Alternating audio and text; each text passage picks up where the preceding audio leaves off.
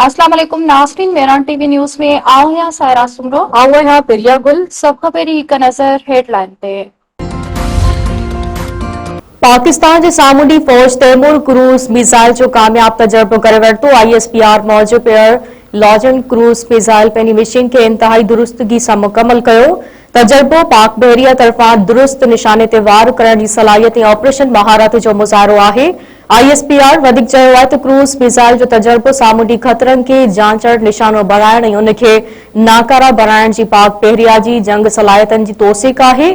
सदर आसिफ अली ज़रदारी, वज़ीर आज़म शहबाज शरीफ़ ऐं फील्ड मार्शल आसिम मुनी पारां कामयाब तजर्बे ते साइंसदाननि ऐं इंजीनियरनि खे मुबारकबाद पेश।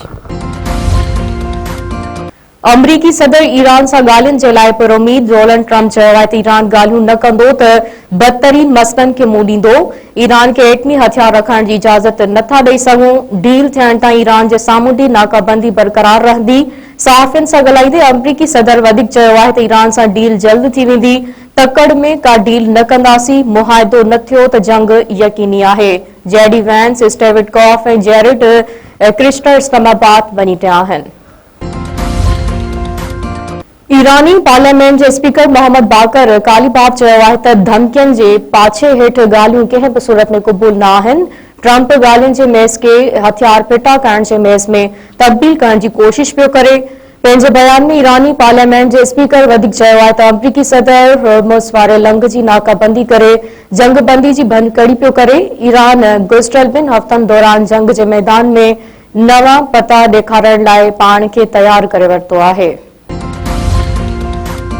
ईरान जे परॾेही वज़ीर अब्बास इराक़ची चयो आहे त सीज़ फायर जे ख़िलाफ़ वर्ज़ी सिफ़ारती अमल में वॾी रुकावट आहे। ईरान अमरीकी रवैये जो जाइज़ो वठंदो ऐं पंहिंजे मफ़ादनि जे तहफ़्फ़ुज़ लाइ मुनासिब फ़ैसिलो कंदो। समूरनि रुख़नि खे नज़र में रखंदे फ़ैसिलो कयो वेंदो त अॻिते कीअं वधिजे। ईरान जे परॾेही अब्बास इराक़ची ऐं परॾेही वज़ीर इसहाक़ डार विच में फ़ोन ते राब्तो, इलाइक़ाई अमन ऐं इस्तेहकाम लाइ मुसलसल ॻाल्हि ॿोल जी अहमियत ते ज़ोर। ॿिन्हिनि अॻवाननि तरफ़ां वेझा राब्ता जारी रखण ते इत्तफ़ाक़।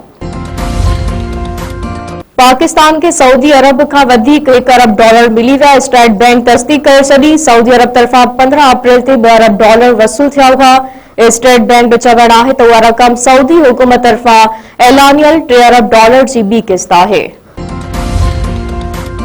पिंड मस्ती में कारे इल्ज़ाम हेठि सरेआम गोलियूं हणी क़तल कयल नारी रुबीना चांडियो वारो केस जांच कमेटी रिपोर्ट DC खैरपुर हवाले करे छॾी।